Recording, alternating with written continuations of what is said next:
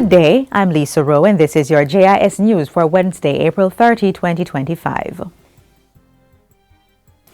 Prime Minister Dr. Andrew Holness says the government will continue to strategically invest in the country's security forces to create a safer environment for all citizens and businesses. He asserts that investments so far in national security are yielding reduction in major crimes and will strengthen the country's profile as an attractive destination for tourism and foreign investments. As at April 26, all major crimes were down by 18.2%. This includes a 36.6% decline in murders, 30.7% reduction in shootings, and 47.3% fewer reported cases of rape. When our murder rate reaches the sub 1,000, which it will this year, we will go below 1,000 murders. The first time in almost 30 years, we will below 1,000 murders. That is going to send a signal to business people and to the rest of the world that Jamaica is serious about making this country, making our country a destination, not just for tourists to go into all-inclusive hotels, but to make Jamaica a destination for people to visit and for businesses to come and operate. The Prime Minister was addressing the 70th anniversary and grand opening of the Jamaica Packaging Industries' $2 billion new factory on Spanish Town Road on Tuesday. Dr. Holness emphasized the correlation between security and economic growth. The cost of living that you experience as a citizen, a part of that is the cost of security. So every plant, every business operator has to add in their budget a line item which is quite significant for security. Therefore, if the government is able to reduce security concerns, then the cost of living to everyone reduces. Still on national security, Portfolio Minister Dr. Horace Chang says the country is on a path to long-term sustainable reduction in crime. We are not just reducing crime, we are changing the trajectory. Dr. Chang was delivering his opening presentation for the 2025-2026 sectoral debate in the House of Representatives on Tuesday. He says the police force is also making significant strides in its strategic efforts to combat gangs and dismantle criminal networks. According to Minister Chang, since the start of the year, 63 gangs have been impacted through investigations and operational efforts. 159 gang members have been arrested. Some 34 members have been charged with applicable offences, which include murder, firearm breach, and lotto scamming. 15 gang members have been charged under anti-gang legislation. Overall, 10 gang-related cases have been before the courts, with 90 accused involved. Statistics reveal a sharp decline in the number of active gangs, moving from 120 in the first quarter of 2024 to now 85 in the same period this year. In addition, 356 firearms have been seized and 9,605 rounds of ammunition recovered. Also coming out of Parliament on Tuesday was the revision of proposed mandatory minimum sentences for murder, increasing some of the penalties originally tabled in 2023, including a minimum of 50 years for capital murder. This follows extensive consultations on 3 key justice bills now before Parliament. They are the Offences Against the Person Amendment Bill, the Criminal Justice Administration Amendment Bill, and the Child Care and Protection Amendment Bill.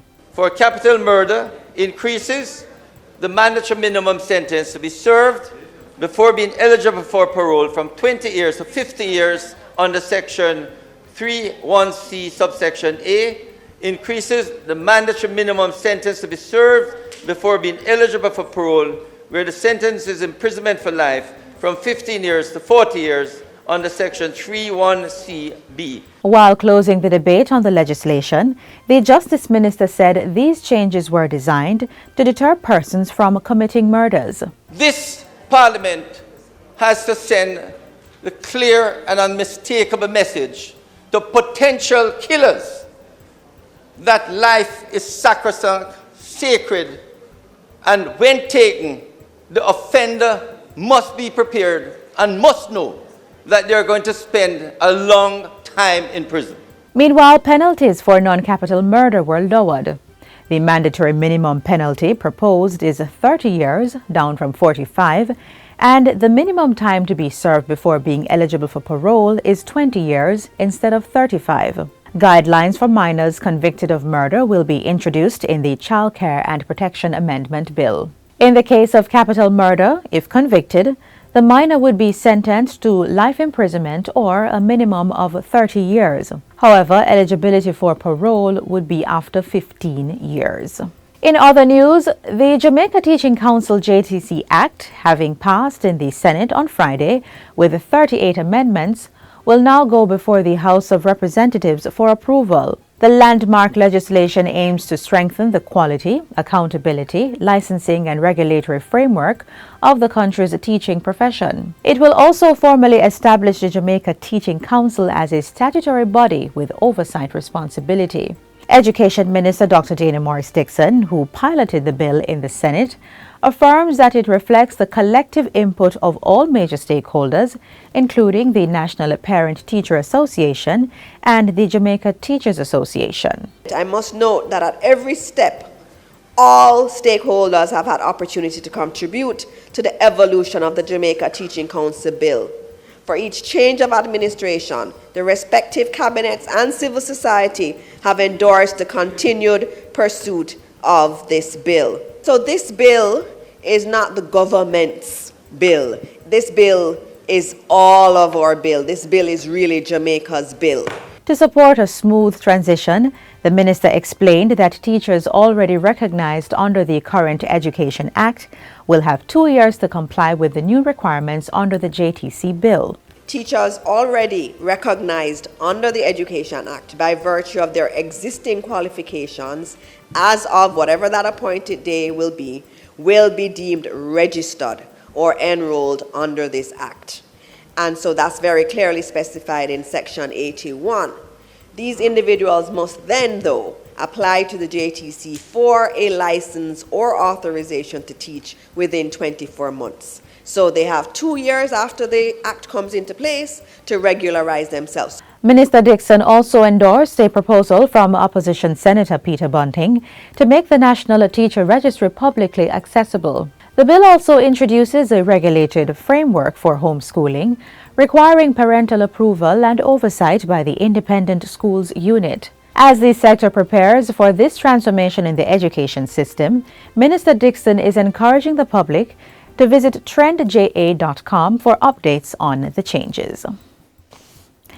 And finally, the National Environment and Planning Agency, NEPA, has been instructed to conduct a thorough investigation into the circumstances surrounding the deaths of several crocodiles at the Greater Portmore Ponds in St. Catherine. The ponds are managed by the National Water Commission, NWC. Minister with responsibility for the environment, Matthew Samuda, led a tour of the facility on Saturday to identify the root causes of the death of the crocodiles and to identify measures for implementation to prevent recurrence. These include increased monitoring by NEPA and installation of critical infrastructures to allow crocodiles to move freely between ponds when there is a significant reduction in the water levels.